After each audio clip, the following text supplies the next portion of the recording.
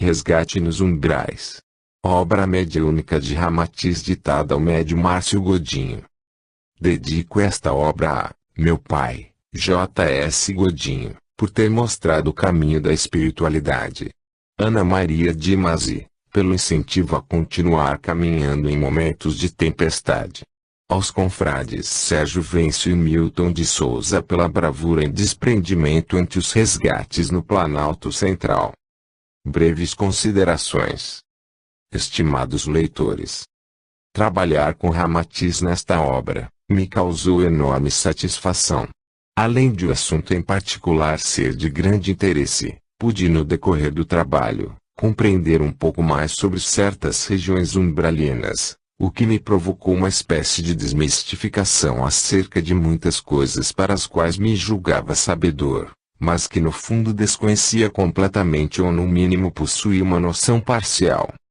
Tudo o que lemos sobre os umbrais, em sua maioria nos causa certa incredulidade, pois a imagem destas regiões costuma antes passar pelo crivo do pensamento catolicista, minha primeira formação religiosa. E bem sabemos que as referências sobre o pecado e sofrimento humano cabem, com alguma sorte, em vários dos mais detalhados relatos que temos sobre as regiões infernais. Logo, pensar sobre os habitantes umbralinos poderá nos causar pavor, especialmente porque acreditamos ser este lugar um reduto de criaturas diabólicas, simplesmente porque fomos ensinados a pensar que lá reside o diabo. Certa vez, quando ainda era noviço ante a prática mediúnica, havíamos formado um grupo de estudos sobre a mediunidade, e posteriormente, para o socorro espiritual. O tempo foi passando e a capacidade do grupo foi se tornando cada vez maior. Consequentemente, a espiritualidade aumentou a complexidade dos atendimentos do modo que isso nos trouxesse maior aprendizado. Na medida em que o grupo ia avançando nos trabalhos, a alegria também aumentava, pois a sensação de gratidão é imensa após concluirmos uma etapa de assistência espiritual. Foi então que os orientadores invisíveis nos fizeram notar o perfil daqueles que estávamos socorrendo. Ou seja, eram todos moradores de regiões umbralinas, mas que já estavam em total condição de serem resgatados. Para nossa surpresa, no encontro seguinte, um dos participantes mais experientes voltou com o seguinte relato. Meus amigos, pensei muito durante a noite passada e concluí que é o momento de me afastar do grupo. As razões que me levam a fazer isso são simples. Eu desejo trabalhar com espíritos de luz e não com espíritos sofredores. Pois de sofrimento, já basta aquele que temos por aqui. Este companheiro explicou-nos acreditar no fato de que os médiuns devem sempre trabalhar com espíritos superiores. Acolher espíritos recém-chegados dos umbrais poderia ser perigoso para todos, pois muitos possuíam ódio no coração, além de serem vingativos. Todos nós ficamos perplexos e ao mesmo tempo entristecidos, pois acabáramos de perder um grande colaborador.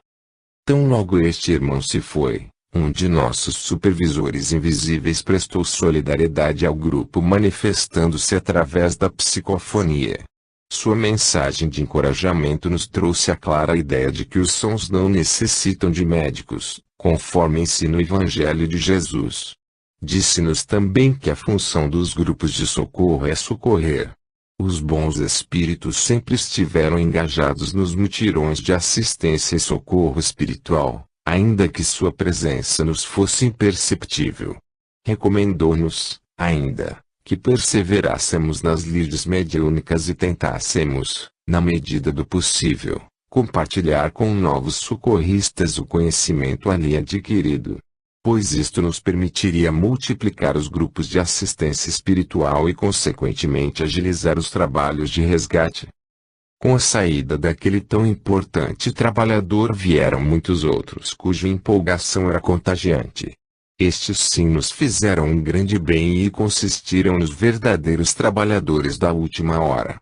Foi com eles que conseguimos avanços consideráveis em trabalhos difíceis, bem como a propagação dos ensinamentos que mais tarde seriam aplicados em vários dos grupos mediúnicos por onde estive.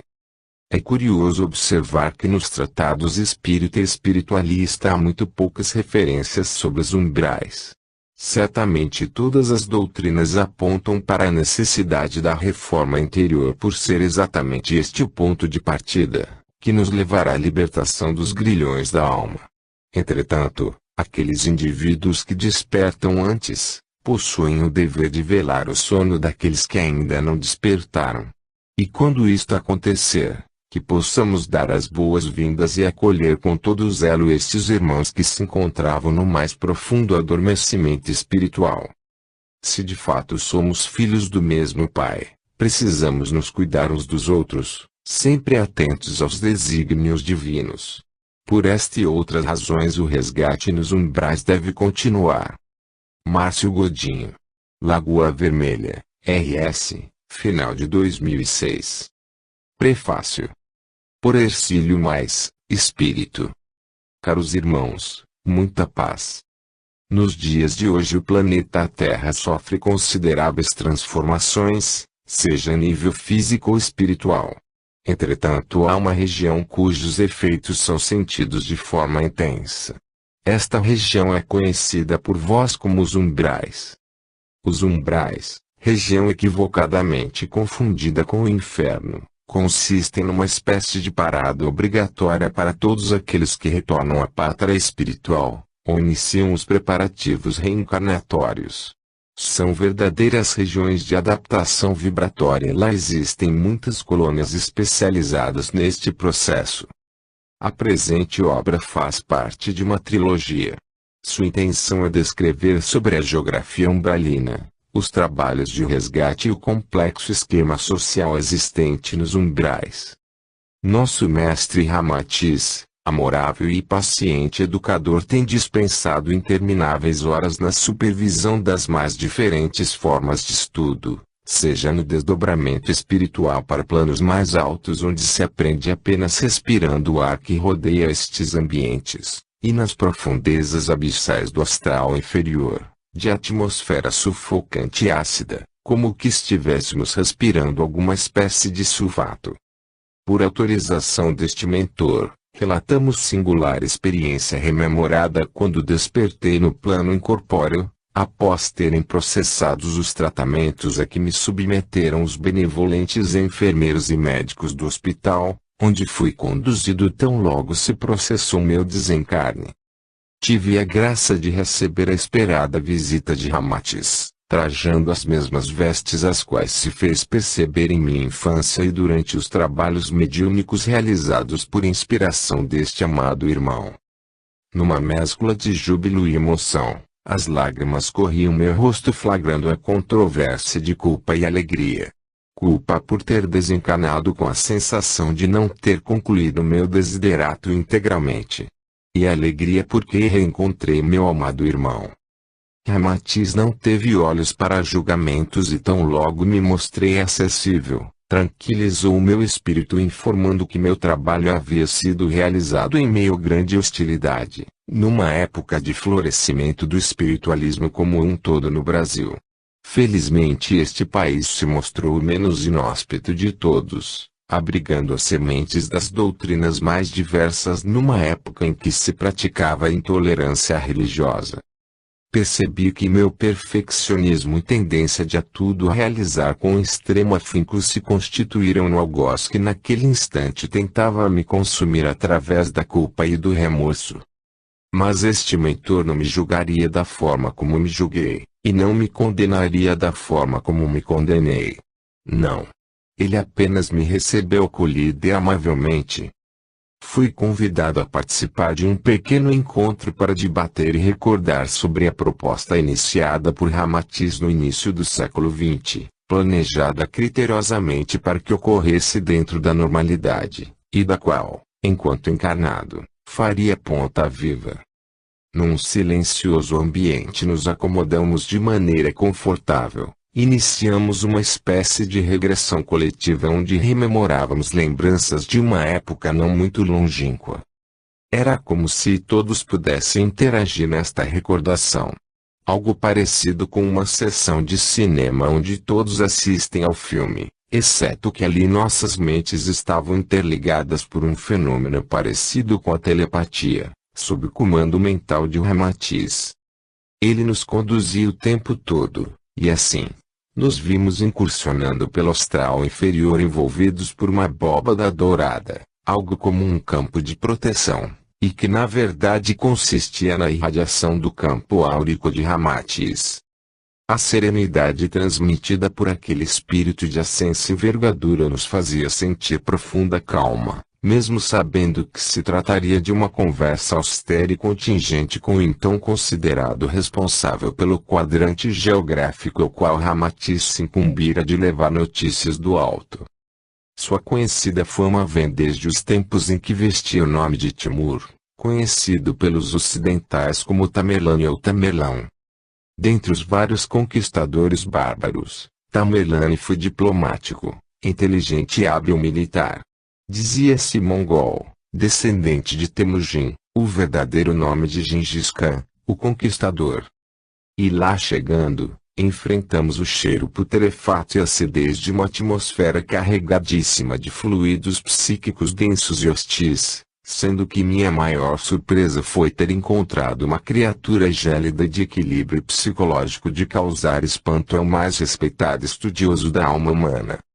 Com sarcasmo explícito, grave expressão como o lutador que simplesmente profere um olhar possesso a fim de aniquilar toda a psicologia de seu adversário, sem, entretanto, provocar mudança num único fio de cabelo de Ramatiz.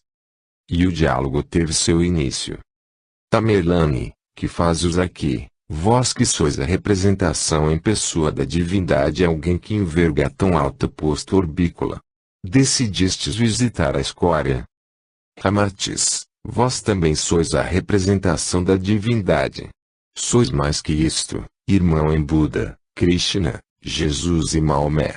Seja cético ou crente, com ou sem religiosidade, amável ou antipático, ainda assim continua sendo meu irmão em todos estes que vos citei. Viemos em missão de paz, conforme o recebeste de teus simpatizantes e colaboradores, o aviso de que um dia apareceríamos a fim de divulgar a proposta crística da libertação. Com um medonho e demorado gargalhar, aquele espírito se fez ouvir por todas as redondezas. E retrucou. Acaso alguém por aqui já aceitou? Pelo que noto, os apegos são os mais diversos e as tendências que eles possuem me faz trabalhar pouco, quase nada na manutenção daquilo que mais lhes atrai e caem pelas próprias más inclinações. Os gostos são os mais variados. Há os mesquinhos, os hipócritas, os falantes e os ouvintes. Todos exibem a prepotência infame. Os que falam, pensam serem donos da verdade. Inventam regras o tempo todo para manipular aqueles que lhes ouvem. E estes, por sua vez, odeiam se enquadrar em qualquer tipo de regra. Pois mesmo aqui requeremos disciplina, e aqueles que se veem como senhores de suas próprias vontades, estes são os mais vulneráveis. Pobres coitados. Há também os fanáticos e os racionais, os desequilibrados com a doença vista, e os desequilibrados com aparência sadia, os presunçosos, rancorosos, vingativos, ressentidos, orgulhosos e arrogantes, todos, sejam intelectuais ou ignorantes, necessitam apenas de um convite para num piscar de olhos servirem a Mamon. Há cura para isto. E se houver, julgo que vosso trabalho será demasiadamente árduo. Talvez uns 50 milênios. Ramatiz calmamente respondeu, então não sabes que o reencarne de muitos destes que se encontram por aí desesperados está programado? Olhais ao vosso redor e vereis que a escuridão não tardará a se dissipar. Os primeiros raios luminosos já penetram por entre os abismos, e todos aqueles que quiserem terão uma oportunidade. Este é um decreto sideral. E ainda que levemos algum tempo para iniciá-lo, o faremos contando com toda a assistência do alto. O irmão está olvidado que a força do Divino Criador está dentro do coração de cada um de nós, suas criaturas. E invariavelmente todos os que se encontram aqui, ali, acolá, nas mais distantes longitudes siderais, receberão em seu tempo, não somente o convite à modificação, mas também a casa planetária para habitar conforme seu padrão de comportamento. Vivemos uma época de mudanças. E aqueles que quiserem mudar receberão todo o amparo de que necessitem, ao passo que aqueles que quiserem percorrer o caminho equívoco, ver-se-ão convidados, daqui a 2 ou 50 milênios, a enxergar o peso de uma única realidade, de que não há uma só criatura que permanecerá estagnatária, seja aqui ou qualquer outro lugar do cosmo. Por aqui estaremos todos em pleno movimento. Afinal de contas, este orbe passa por profundas reformas em toda a sua estrutura vibracional. Porém, aqui ou no outro planeta o tempo sempre é o mesmo e está sempre nas mãos de cada um, da mesma forma que o momento de fazer as escolhas sobre qual caminho seguir, inexoravelmente alcançará o irmão mais renitente. Nosso anfitrião continuou: falais em reencarnação destes que aqui se encontram. E acaso não sentirão falta deste ambiente onde se regalam com os mais variados exageros? Ramatiz, reconhecemos que tais irmãos possuem diversas fragilidades e poderão recair a qualquer instante. Mas também sabemos da importância que é conceder tantas quantas oportunidades houver disponíveis. Se caírem, estaremos lá para auxiliá-los. E depois, temos uma equipe unida e diversos voluntários já se encontram em fase de preparação. Sabemos que há muito para ser realizado. Porém, deveis conscientizar-vos de que a insistir nesta desditosa caminhada, cedo ou tarde nos reencontraremos. Vendo que Ramatiz não era influenciado mesmo sensibilizado por nenhum dos comentários feitos, partiu então para uma espécie de jogo rápido distribuindo um sem número de comentários. E nosso mentor respondia de maneira solene e fraternal a cada um deles.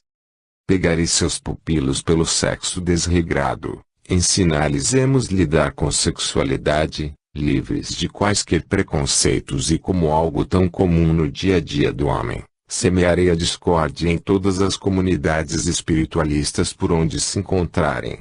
Ensinar-lhes-emos o caminho do universalismo livrando-os dos chavões religiosos e abrindo as portas para uma só bandeira, a fraternidade. Farei com que se tornem insurgentes de todas as vossas lições e que utilizem vosso nome para contradizer vossos mais valiosos ensinamentos. Ensinar-lhes-emos o caminho do Evangelho para que se utilizem essencialmente dos ensinamentos de Jesus a fim de reconhecerem sua presença em nossas simples lições. Farei com que se julguem uns aos outros. Ensinar-lhes-emos o caminho do autoconhecimento a fim de que observem em si mesmos aquilo que mais lhes incomoda nos outros. E se acaso julgarem o semelhante, ensinar-lhes-emos o caminho da absolvição. Farei com que os egos se desgovernem. Ensinar-lhes-emos que médiuns são tão passíveis de um desgoverno psíquico tanto quanto qualquer outra pessoa. E muito mais, propor-lhes-emos que trabalhem a si próprios em suas casas espiritualistas a fim de aplicarem em si mesmos a proposta do Mestre Jesus. Usarei o preconceito que possuem contra eles mesmos. Ensinar-lhes-emos que o preconceito assim como vários comportamentos são inerentes ao estágio que o planeta Terra ainda se encontra, mas que com esforço e comprometimento haverão de superar tudo o que se constituir obstáculos e limitações. De forma repentina o silêncio se fez presente numa troca magnética de olhares. Ambos, Ramatiz e Tamerlane, mostraram a todos nós ali presentes que o diálogo poderia continuar por um longo período de tempo. Porém, aquele não era o objetivo da visita. E concluindo, Ramatiz encerrou com os seguintes dizeres: sabemos que muitos irmãos possuem pactos e promessas com vários daqueles que comandam estas regiões. Alguns destes somente o mantêm por medo e ignorância. Estaremos trabalhando para que todos possam caminhar pelas próprias pernas aprendendo o mesmo ofício daqueles que já são servidores da causa maior, sem deixarem, entretanto, nas mãos de seus mentores o trabalho de que são responsáveis. Não há outro caminho tão salutar quanto o esclarecimento pessoal. É assim que os fortaleceremos para quando fizerem a travessa de seu vale das sombras interior, e tendo dificuldades em sintonizar com seus mentores e mesmo com o alto, ainda assim perseverem. Não há nada mais seguro do que fornecer a cada um as ferramentas para que aprendam a trabalhar com suas próprias mãos e se tornem filhos independentes. Este é o desejo do Criador e o desiderato de cada criatura. Fique em paz, meu irmão, no anseio que possamos nos reencontrar em outras condições. Encerrado o encontro, retornamos mantendo o silêncio e os corações em prece. Na sala, dedicamos um momento a comentar sobre aquela visita e me foi possível, de imediato, compreender por que o levante contra Ramatiz e seus ensinamentos sempre foi ostensivo. A influência pela qual este irmão exercia e provavelmente ainda exerce em todos aqueles que a ele estão ligados, mostra o quão necessário é executarmos de forma prática e laboriosa os ensinamentos que Ramatiz nos ofereceu ao longo de sua jornada, e obviamente oferecerá através dos médiuns existentes e outros que ainda surgirão. Em princípio todos podemos ser médiuns de Ramatiz e mesmo de Jesus. Basta levarmos adiante seus ensinamentos, propondo melhorar nossas características humanas e construir um modelo de retidão moral na prática de atos ilibados, em prol de uma reforma planetária, sonho antigo do homem mais primitivo que já pisou solo terrícola e provavelmente de todos os que pisarão este solo bendito nestes tempos de transição. Deus abençoe a todos. Ercílio Mais. Palavras de Ramatiz. Meus irmãos, que a luz do Cristo irradie o amor fraterno para vossos corações. As questões religiosas que abordam o céu e inferno se perdem na noite dos séculos. Não é de hoje que o terrícola debate sobre este assunto, carregado de mitos e lendas acerca do Beelzebul Satanás, fruto da fértil imaginação de algum indivíduo que se deu ao trabalho de fantasiar alguma pobre alma penada. Todavia, há todo um processo mitológico acerca do assunto, que deveremos iniciar nesta e estendê-lo pelas próximas obras, que constituem a programação laboral de nosso médium. O tempo de existência dos umbrais referendados nesse trabalho é relativamente pouco. Podemos dizer que esta metrópole espiritual de péssima reputação teve seu início pouco antes dos tempos bíblicos e sua função principal era provocar, após o total resguardo de seus moradores, a ascensão vibratória do planeta de modo que o Cristo Jesus pudesse alcançar o plano físico sem maiores dificuldades, o que de fato ocorreu segundo os planos de engenharia sideral.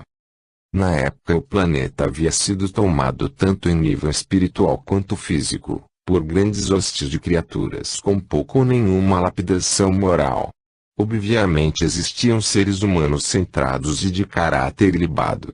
Mas padeciam sob o pesado jugo daqueles que impunham poder através da violência, tirania e opressão. Com o intuito de se fazer cumprir o retorno do Messias, foi necessário provocar uma espécie de exílio dentro do próprio planeta, onde muitos daqueles que andavam às soltas, foram isolados por razoável período de tempo. Para que uma mensagem do alto seja propagada a contento, é necessário que haja uma estabilização vibratória antes de seu surgimento, até um período razoável de disseminação.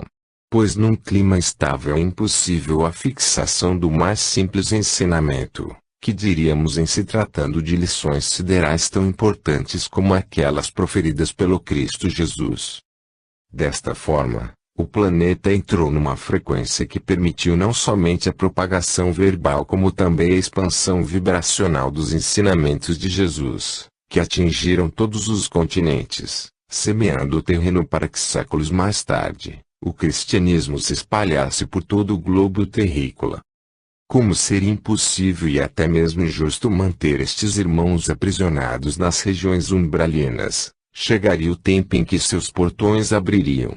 E alcançando a liberdade que tanto almejavam, deparar-se-iam com um mundo completamente modificado. Isto permitiria com que fossem arrebatados por um novo patamar vibratório, que os tocaria no fundo da alma provocando-lhes o anseio pela transformação. Noutras épocas, tivemos diferentes umbrais astralinos, que possuíram a mesma função, além de permitir com que energias muito mais conflituosas que as atuais, fossem aos poucos transformadas. A civilização Atlante teve, em seu apogeu, um dos umbrais mais terríveis que se possa imaginar.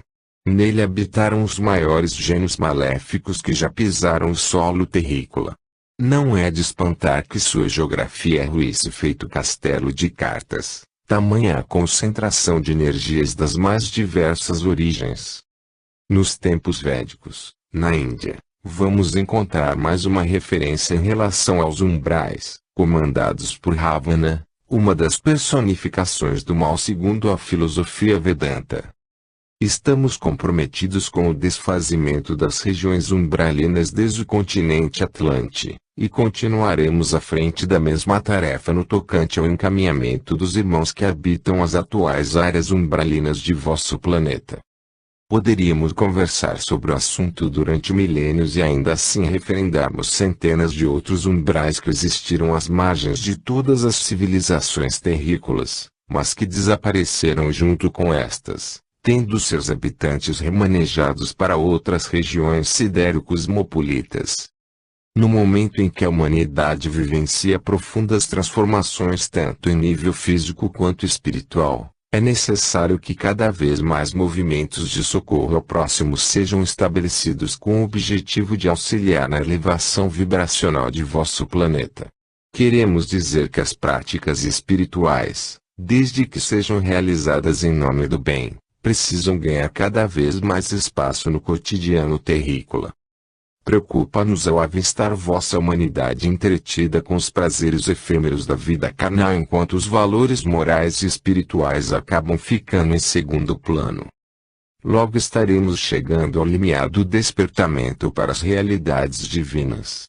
Então será o momento em que deveis estar a postos para auxiliar todos aqueles que encontrarem dificuldades ante o despertar para o terceiro milênio. Que esta obra estimule cada vez mais no auxílio ao próximo, promovendo-lhes um excelente estudo. Ramatiz. Os umbrais e o mito do inferno. 01. Existe o inferno? Ramatiz. Sim. Contudo, o inferno é considerado por nós um estado momentâneo de espírito, ao contrário de vós, que pensais nele como um território geográfico onde habitam as criaturas mais terríveis e medonhas, cujo prazer consiste em atormentar a humanidade. O inferno geográfico não é mais do que fruto de vossa imaginação, repleta de variados requintes da crueldade, capaz de fantasiar o que poderia acontecer do simples e pobre pecador ao mais cruel dos assassinos. No fundo, a imagem do inferno é fruto do desejo que o terrícola ainda possui em se vingar de alguém que lhe imputou algum tipo de prejuízo ou sofrimento à revelia. Trata-se de um artifício frequentemente utilizado por vós, no anseio de que a justiça divina execute dolorosa pena a alguém que vos causou prejuízo ou mal. E por estar um tanto apegado ao sentimento de vingança, querendo se mostrar mais espiritualizado, o terrícola transfere para Deus seus desejos mais sinistros de vingança ao dizer: deixo nas mãos de Deus a injustiça que fulano me fez. Ou simplesmente, fulano haverá de arder no mármore do inferno. 02. E quais seriam as características que mostram ser o inferno um estado momentâneo de espírito? Ramatiz. Primeiramente é necessário compreender que o mundo dos mortos, conforme vossas religiões costumam se referir a um mundo onde os pensamentos e emoções adquirem forma e são perfeitamente visíveis aos olhos de todos nós, desencarnados. Quando o terrícola experimenta uma forte emoção causada, por exemplo, pela perda de um ente querido, de sua estrutura espiritual jorram intensos jatos de energia caracterizada pela dor que está vivenciando. Boa parte das emoções verte para o corpo físico enquanto sua aura fica como que congestionada, devido ao intenso acúmulo das emoções liberadas da alma. Embora a perda de um ente querido provoque naturalmente o sentimento de pesar, de luto, tal experiência provoca temporário desajuste psíquico. Naturalmente o psiquismo se reestrutura com o passar do tempo. Mas podemos considerar que, entre a constatação da dor, ocasionada pela perda deste ente querido até o total refazimento psicológico, onde podemos dizer que houve uma quase que total superação, há momentos de desespero. E este sentimento, o desespero, é um dos principais elementos que compõem o cenário considerado por vós como infernal. De outra forma, quando somos colocados diante de uma situação para a qual não esperávamos, estamos sujeitos ao protesto, fruto de nossos apegos. É raro encontrar um indivíduo que não sofra diante de alguma perda, seja material ou existencial. E o sofrimento é o próximo elemento que compõe o cenário do inferno. Quando tomamos consciência de um ato inconsequente, praticado a lures, e quando percebemos o mal que fizemos a outrem, um forte sentimento de culpa nos toma de assalto. A culpa, por sua vez, nos leva à prática da autopunição. Sentimos um desejo irresistível de sofrer por ter causado sofrimento a outras pessoas.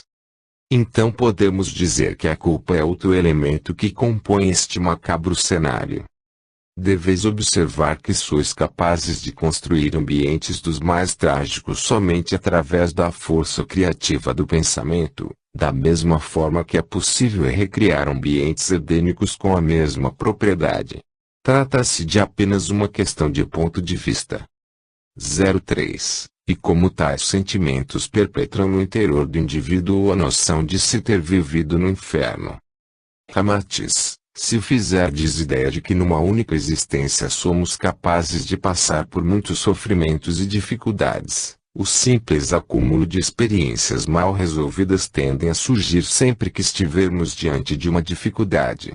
É como se nossos medos, antes adormecidos, despertassem todos de uma única vez e passassem a nos assombrar, furtando todas as nossas forças e tornando-nos acovardados. A verdadeira imagem do inferno consiste em apenas um vale de sombras, silencioso e amedrontador. Não há mais nada ali exceto o medo exalado por nós. 04. Qual seria a razão do ser humano alimentar o mito do inferno quando poderia, por outro lado, higienizar seus pensamentos e emoções? Ramatiz. Desde tempos remotos o terrícola alimenta ideias das mais escabrosas. As religiões mantiveram, e algumas ainda mantêm, pesadas influências neste sentido, o que contribui para a manutenção e mesmo a perpetuação da imagem mítica do inferno. Porém, conforme vos dissemos, do inferno, possui o terrícola, noções distorcidas. Pois boa parte das referências provém das escrituras bíblicas através dos textos apocalípticos ou de parábolas como aquela de Lázaro, o mendigo cujo corpo coberto de feridas se achava prostrado à mesa de um rico e mesquinho homem, se alimentando das migalhas que caíam de sua farta mesa. Após a morte de ambos, Lázaro foi para os seus enquanto o outro fora para o inferno.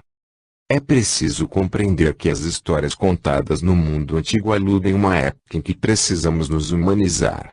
Tais histórias, por mais assustadoras, não são mais do que instrumentos de conscientização a nos informar que certas atitudes, especialmente aquelas movidas pelo egoísmo, orgulho, mesquinhez, nos trazem, com o tempo, sofrimento. Mas isto não significa que iremos para o inferno por causa disto. As lições proferidas pelos mestres siderais constituem eficaz instrumento de aprendizado, e o aparente sofrimento que provocam é oriundo dos comportamentos de seus aprendizes e não exatamente das lições ou da maldade dos educadores. Outros sim, a mórbida necessidade que muitos indivíduos possuem no tocante à flagelação do próprio corpo para fins de purificação da alma, constitui ato bárbaro, verdadeira violência para com o próprio corpo, que é dádiva divina concedida por Deus para a nossa evolução. Longe de flagelar nosso frágil organismo, precisamos cooperar para sua conservação levando em conta que a flagelação não purifica a alma, mas sim, alivia as consciências pesadas do mal que fizeram ao outrem, e, se provocaram dor em seu semelhante, desejam ardentemente passar pela mesma dor a fim de que se penitenciem perante Deus dizendo: Senhor, provoco em mim mesmo o sofrimento que causei em meu irmão. Lembramos-vos que nem todos aqueles que dizem, Senhor, Senhor, entrarão no reino dos céus. Por este e outros motivos, encontramos vários irmãos no mais cruel dos sofrimentos, simplesmente por terem constatado que causaram mal ao outrem, desejam para si o sofrimento que um dia provocaram. 05. Quer dizer que a autoflagelação constitui um dos comportamentos os quais definem o chamado vale de prantos e ranger de dentes. Ramatiz, aquilo que os escritos apocalípticos definem como vale de prantos e ranger de dentes, caracteriza-se pelo sofrimento coletivo de criaturas que, tendo tomado consciência dos males que produziram para si mesmos e para outrem, se jogam por conta própria num estado de torpor psicológico e aceitam o sofrimento como forma de purificação. Muitas das referências sobre o arrependimento afirmam que, tão logo o indivíduo se dê conta do mal que tenha praticado, imediatamente a justiça divina lhe tira o peso dos ombros e concede nova oportunidade. Portanto, o arrependimento é, acima de tudo, uma questão de amadurecimento e postura diante de algo que precisa ser reparado, cuja harmonia necessita ser restabelecida. E quando percebemos que Deus concede infinitas oportunidades diante de nossos equívocos, uma vez preparados para retomar nossa caminhada evolutiva tomados pela humildade e encorajamento, não há por que o sofrimento continuar a existir em nossas vidas. 06. E o que dizer das pinturas e descrições cujas obras literárias retratam a imagem do inferno? Seria fruto da imaginação de seus autores.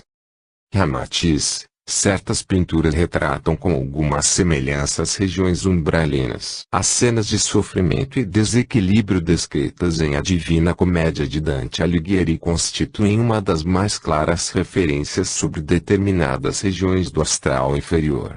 Entretanto, boa parte dos que ali habitam, participam por livre e espontânea vontade, por apego ou simplesmente pela ideia de que uma vez condenados à infelicidade, haverão de padecer por toda a eternidade.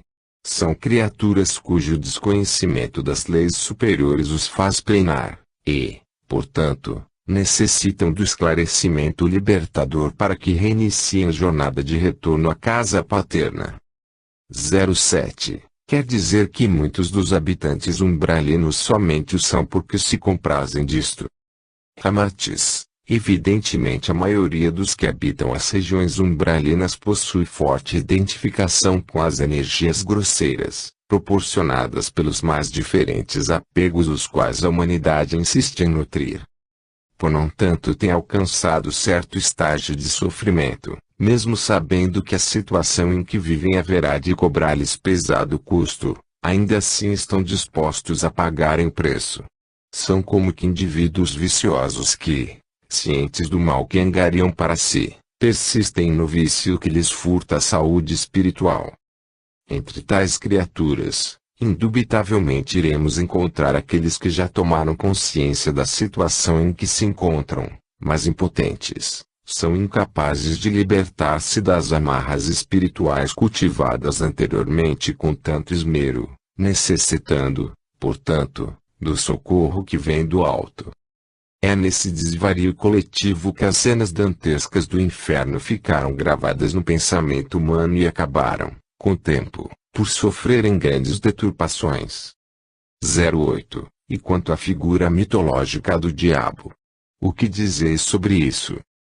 Ramatiz, a palavra diabo deriva da palavra grega diabolos, cujo significado é aquele que divide.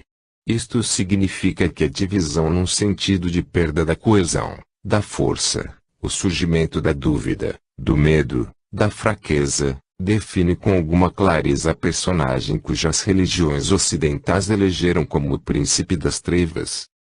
Trata-se de apenas mais um mito dentre tantos que foram criados para manter os fiéis religiosos entre a redoma da opressão. Já é tempo de vos livrardes de tais crenças. 09. Atualmente existem obras de inestimável valor que retratam a realidade dos porões umbralinos. Não podemos deixar de citar obras como O Abismo ou O Martírio dos Suicidas, e mesmo a obra O Céu e o Inferno, de Allan Kardec, além de outras que não foram mencionadas. Sabemos que há sofrimento nestas regiões e, segundo o vosso raciocínio, poderíamos compreender que se trata de um sofrimento consentido?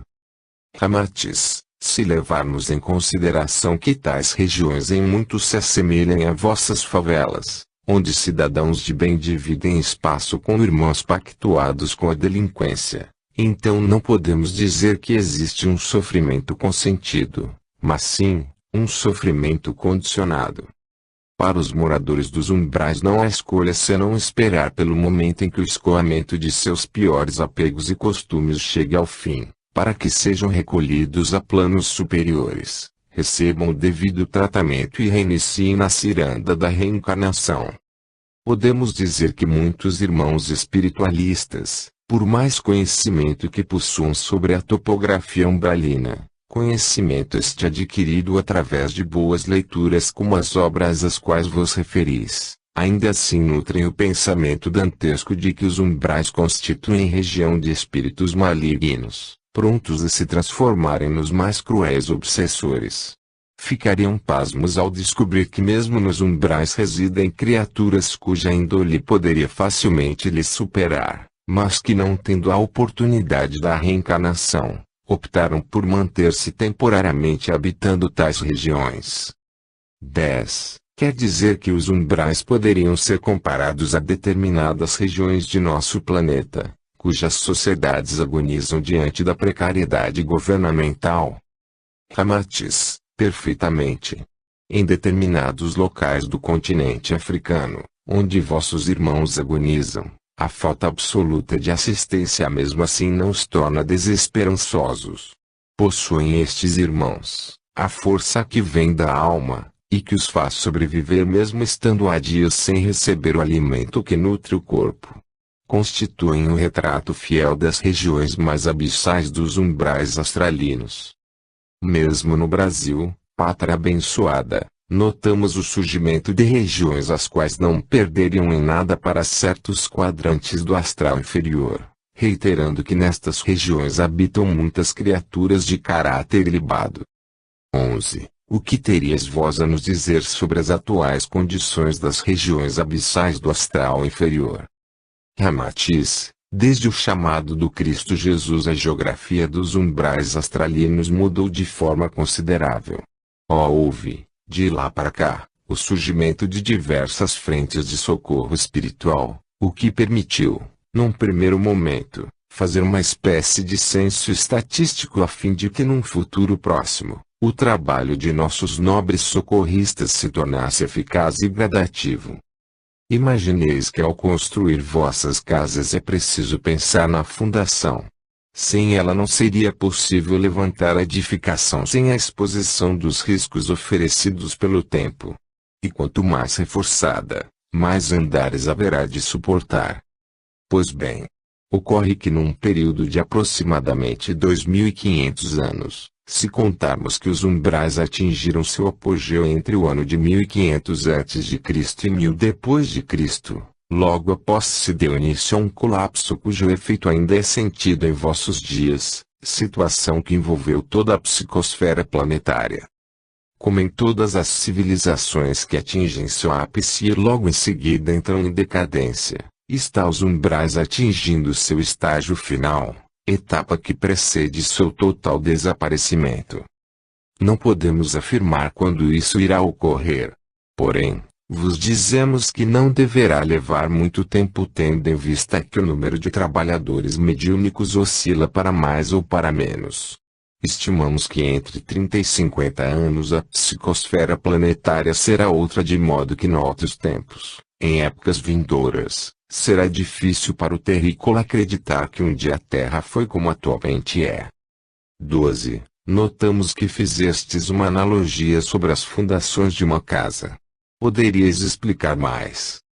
Ramatiz, Vos dizemos que as fundações que hoje sustentam os umbrais astralinos, embora sirvam como base para abrigar os mais controversos tipos humanos, ainda assim tal empreendimento fora construído com as melhores ligas obtidas na grande matriz sideral. E esta é uma das razões pelas quais os trabalhos de resgate constituem verdadeiros desafios onde nem sempre nossos socorristas obtêm êxito. Será preciso que novas frentes de trabalho surjam a fim de somarem esforços aos que já se encontram em atividade. O que muitos grupos mediúnicos vislumbram em questões de socorro nestas regiões não passa de apenas uma superficial noção do hall de entrada de uma construção imensa e intrincada tal qual os castelos da Europa medieval.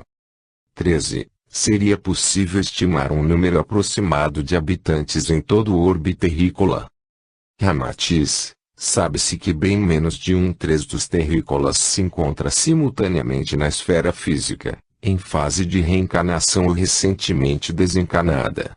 Diríamos que esses 3 estágios, apesar de distintos, interligam-se para formar os 3 aspectos mais importantes que circundam a vida na matéria. Se contabilizássemos o número de indivíduos que habitam tais esferas, flagramos a estatística aproximada de 45 bilhões de almas humanas distribuídas em várias camadas vibracionais, habitando colônias espalhadas por todas as latitudes do globo terrestre. Isto sem contar que vosso orbe é habitado outros tantos moradores que não mais necessitam reencarnar enquanto o planeta Terra não obtiver a promoção sideral de hospital-escola.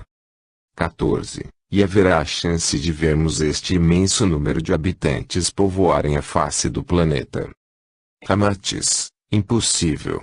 Apesar de o planeta ter condições de suportar cerca de 25 bilhões de humanos, entretanto suas reservas naturais se esgotariam rapidamente, o que tornaria o planeta inóspito. 15. E quanto aos trabalhos de socorro espiritual? Em vossa opinião eles estão sendo eficazes? Estão cumprindo a meta de maneira satisfatória? Ramatiz, reconhecemos que apesar do terrícola estar em adiantado estágio de espiritualização, entretanto pesa-lhe sobre os ombros a preguiça. Não há nada mais difícil para uma mula de carga do que desembarcar, pois o mais pedregoso aclive não lhe tira o ânimo. E para o terrícola não há nada mais pernicioso que o desânimo. É ele que lhe tira as forças impedindo-lhe de resistir e superar o mais simples dos desafios. Já vos dissemos que se o homem aplicasse os ensinamentos do Evangelho, a situação do planeta não seria esta.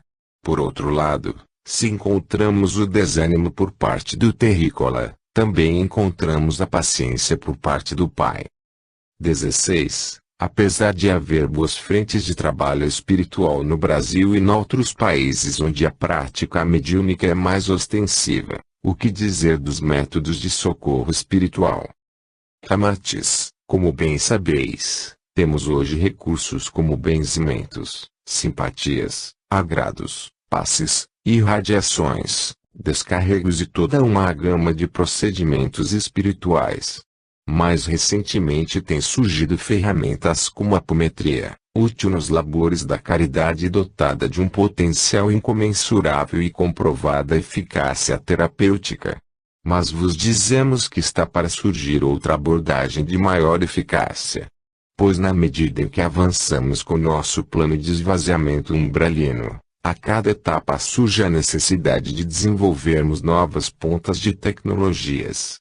E é para suprir uma necessidade que ainda não começamos a sentir, em que pese a forma como alguns quadrantes astralinos serão explorados, que desde o início do século XX trabalhamos com afinco para que esta ferramenta surja no seio da humanidade no menor período de tempo. 17. Dentre as modalidades anteriormente citadas, qual destas ferramentas terapêuticas mais se enquadra dentro das necessidades que o terrícola possui no tocante ao autoconhecimento? Ramatiz, seríamos injustos se puxássemos a brasa para próximo de nossa sardinha. Não podemos afirmar que uma ferramenta é melhor do que a outra pelo simples fato de existir preferências e necessidades diversas. No entanto, Afirmamos que quanto mais versátil e universalista é uma ferramenta, maior sua penetração por entre os terrícolas e suas crenças. Não podemos ignorar que as atuais sessões de descarrego possuem imensurável valor junto aos templos evangélicos. De igual forma, os benzimentos proporcionam a cura dos tão conhecidos mal-olhados ou olhos gordos. Mas é certo que, por mais eficazes, tais métodos esbarram na impiedosa fronteira das crenças religiosas, de modo que enquanto um indivíduo enxerga o seu método preferido como algo divino, entretanto constata no método alheio a presença do demônio. Sendo a cura um ato de fé, não nos surpreende que o mesmo procedimento cure o câncer de um desenganado, mas sequer toque o coração de um acometido por simples resfriado. 18. Por que dizeis que a cura é um ato de fé? Ramatiz, simplesmente porque as crenças são plasmadas em nosso centro da vontade. Não me torno um doente simplesmente porque a doença me escolheu. Torno-me enfermo porque acolho gestos, pensamentos e sentimentos perniciosos. É simples assim. A fé não está ligada diretamente a Deus. Ela está ligada à certeza de que podemos superar todo e qualquer obstáculo em qualquer época da humanidade. Para um indivíduo sem fé, a estrada plana consiste no pior obstáculo simplesmente porque lhe basta não querer seguir adiante. E para um indivíduo com fé, o aclive pedregoso é somente parte de uma caminhada que há muito iniciou e está longe de terminar. 19. É possível que surja uma ferramenta terapêutica de cunho universalista, e cuja natureza não fira as crenças alheias. Ramatiz, observeis que os métodos terapêuticos, para que ofereçam algum benefício ao indivíduo, precisam reforçar neste a crença numa força superior. É ela que inicia o processo que entendemos por cura. Não podemos deixar de mencionar que o esclarecimento, sob um aspecto geral, é também um excelente método de cura desde que esteja o terrícola um tanto mais comprometido com o bem do que atualmente está. Na terapia de vidas passadas buscam o alento aqueles que acreditam na reencarnação, no divã do analista, aqueles que necessitam divagar com maior profundidade suas questões vivenciais, nos centros umbandistas, aqueles que procuram a força dos orixás, e nas casas espíritas, os que buscam o esclarecimento do Evangelho, nos templos evangélicos os que necessitam do fervor da oração, e nas igrejas, vemos aqueles que se reforçam nas ladainhas e na comunhão pela hóstia. E por fim, nos templos budistas, aqueles que buscam a paz no silêncio da meditação. São tantos métodos, todos eles de eficácia comprovada, que o aparecimento de mais um destes arrebanharia uma pequena multidão. E não é nosso propósito formar mais um movimento a explanar nossa verdade. Almejamos para o futuro próximo surgimento de um método verdadeiramente cristão, e não estamos dizendo que todos os outros não possuem os sinais do Cristo. Nos referimos ao sentido de quem precisamos urgentemente irmanar nossos corações sintonizando-os com o princípio do universalismo. E isto, infelizmente, nenhuma doutrina, religião ou método terapêutico jamais conseguiu realizar.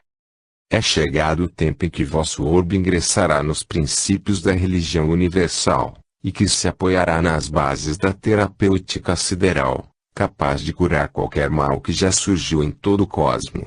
Este elemento, tão versátil, capaz de se converter em qualquer forma, segundo as necessidades da humanidade cósmica, se chama amor.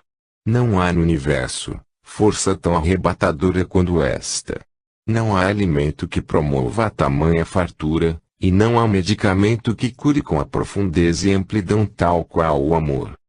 20. E através deste veículo, o amor, que conseguiremos operar nos porões umbralinos. Ramatiz, em certas regiões do astral inferior se encontram criaturas horrendas que fariam do mítico Beelzebub um verdadeiro modelo de beleza. Estes irmãos, submetidos à energia telúrica de vosso planeta, uma vez que perderam o rumo de sua caminhada, sofrem profundas, porém irreversíveis deformações perispirituais. Nem poderíamos assim denominar, pois seu perispírito já não parece como tal. Ao contrário, mas se parecem com estruturas cujo visco muito se assemelha à graxa utilizada na lubrificação de vossas engenhocas. Apesar disto, sob a horrenda e escorosa aparência se encontra um filho do mesmo pai que vos concebeu. São irmãos que há muito tempo não víamos. Pudera. Escolhemos caminhos distintos. E enquanto alguns de nós caminhamos para a luz, outros caminharam para as sombras. Escolha esta que não lhes tirou o direito de retomarem o caminho de volta à casa paterna. E quando um indivíduo, por mais moribundo ou ascoroso, por mais empedernido e renitente, aprende a legítima expressão do amor, a cura imediata lhe toma por completo e então poderá ser acolhido pelas hostes do bem. Esta é a mensagem que precisamos levar para as regiões abissais dos umbrais astralinos, regiões onde a luz não chega e onde o ar puro há muito deixou de existir, e onde nem mesmo os beneplácitos servidores dos princípios cristãos conseguem ir por absoluta falta de condições vibratórias. 21. Nas profundezas de tais regiões, quem iríamos encontrar? Ramatiz, vos surpreendereis ao encontrar vossos amados pais e irmãos de antanho, criaturas que noutras paragens, em civilizações e sociedades extintas levaram pão à vossa boca, matando a fome que vos acometia. Ficaríeis pasmos ao encontrar vossas mães vestindo a roupagem perispiritual do monstro horrendo e lembrar-se-iam dos tempos em que bendita gestora carregou-vos em seu ventre, e que após vosso nascimento amamentou-vos com o sagrado alimento que lhe vertia dos seios. Tal perplexidade vos tomaria de assalto ao encontrar homens e mulheres que há 50 séculos julgáveis ascendidos aos orbes angelicais. E certamente derrubaríeis grossas lágrimas ao encontrar vossos filhinhos, de quem vos perdeis na noite dos séculos. Nestas regiões terrivelmente estigmatizadas pela crença de que ali habita o demônio estão vossos mais amados seres. E é para lá que envidamos todos os nossos esforços a fim de que nenhuma ovelha permaneça desgarrada de seu rebanho. Pois certamente nosso divino pastor não iria permitir. 22. É difícil acreditar em tal explanação. Seria possível nos explicar melhor? Ramatiz, imagineis que numa época de vossas vidas houvesse aparecido um amigo. Quis o destino que este amigo caísse em desgraça no caminho da marginalidade, o que culminaria num triste fim. Por ter se tornado o que se tornou, seria este amigo menos digno de vosso amor ou compaixão? Nunca sofrestes pelas más escolhas de um pai ou irmão. E nunca vistes um pai perder a cabeça e fazer justiça com as próprias mãos simplesmente porque seu filho fora logrado na hora de receber o troco de alguma compra. Seriam estes esquentados irmãos menos dignos de vosso respeito? É certo que um simples errinho não conduz ninguém às sombras, mas a repetição e a falta de consciência sobre estes poderão se tornar graves equívocos simplesmente por não serem tratados como algo prejudicial. 23. Segundo o que foi dito sobre os espíritos que ainda habitam certas regiões do astral inferior, parece-nos que a única saída destes irmãos é a organização de grupos que utilizam o concurso da mediunidade. Haveria outra forma de encaminhá-los que não através da mediunidade? Ramatiz, a logística da caridade é bem mais complexa que podeis imaginar. Daqui do mundo espiritual tratamos os médiuns atuantes como verdadeiros infantes a vasculhar por todos os cantos do astral inferior indivíduos necessitados. Lógico, nessas incursões muitos necessitados acabam sendo socorridos pelo livre desejo de não mais ali permanecerem. Outros, em que pese a urgência em retomar seu caminho, são recolhidos mesmo sob protesto. Neste momento percebemos que a lei do livre-arbítrio não permite que façamos coisas à revelia das verdades siderais. E depois, cabe-nos a tarefa de jogar comida goela abaixo num enfermo, prestes a morrer de inanição, da mesma forma que o médico ministra o remédio que irá acalmar os nervos de seu paciente descontrolado. Se os médiuns atuantes constituem a infantaria, E se estes frequentam religiões e doutrinas específicas, utilizamos o farto combustível da oração praticada em religiões que não veem a prática mediúnica com bons olhos, mas que contribuem largamente para o fortalecimento das hostes socorristas. Assim até